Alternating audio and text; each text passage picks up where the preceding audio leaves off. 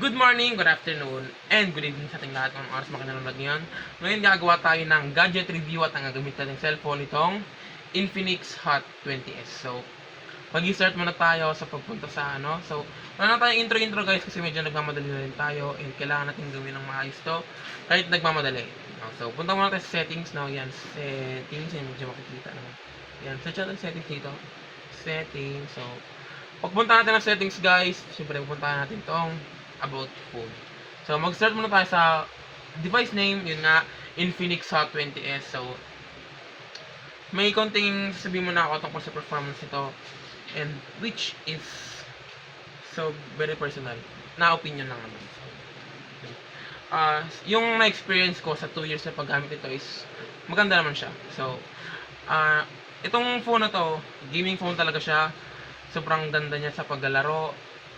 Siguro sa tingin ko kung mag-ML ka dito, yung kanyang refresh rate, mamamax mo pati yung graphics nang hindi mo lang siya naglalag kahit konti. So, napakaganda nitong cellphone na to sa gaming. So, nga pala, yung Android version nito is Android 12. Yan na yan. Yung CPU niya is Helio G96. So, itong cellphone na to is malakas-lakas na to, mataas-taas na siya. So, napakaganda talaga niyang gamitin para sa gaming o kahit ano man yung laro nyo ngayon. Mobile Legends, Call of Duty, basta kahit ano. Malalaro mo rito nang walang kahit anong anomalya. Diba? So, para naman sa kanyang RAM, meron siyang 8GB RAM no, plus 5 expandable. So, pag pinindot mo siya dito, yan, pag pinindot mo siya, pwede mo siyang i-adjust. Kung gusto mo ba ng plus 3, plus 5. Yan, yan. Ito kasi sa akin, nakaset na siya sa plus 5 kasi medyo marami-rami akong sinasave na files dito, image, and so. Sa kanya namang ROM, 128GB, so mataas-taas na rin to kahit papano. Hindi ganun kataasan pero taas na. Yung kanya namang battery life is 5,000, hindi ko alam kung ano basahin yan. So basta 5,000 yung nalagay dito.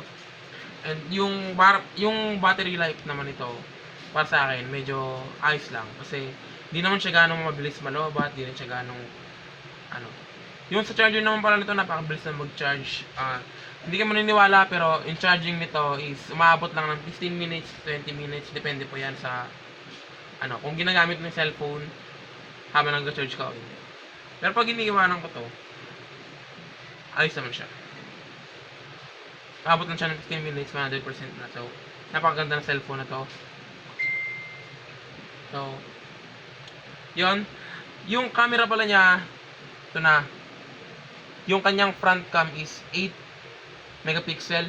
So, hindi gaano kaganda yung front camera nito. Pero kahit na, kung sa Android lang naman, mataas-taas to, di ba?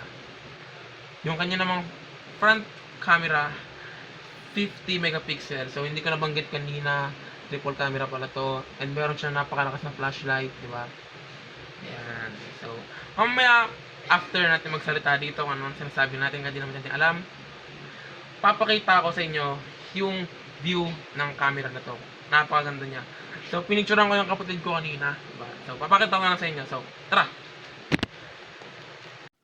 So, ayan, ito na yung sa kanyang rear camera. So, ito yung 50 megapixel. So, medyo maayos naman siya. And perfect yung kanyang sa sunset. So, ayan, tuwan-tuwa ang kapatid ko dyan kasi nakakaroon siya ng magandang picture. And proceed tayo sa second picture. Ito yung front camera. Kung pansin nyo, medyo tilted kasi nga front camera, ang hirap mag-picture niyan, di ba?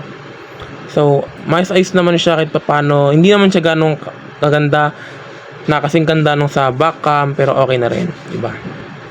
So, ayun guys, maraming salamat sa pakikinig at panonood sa video na to.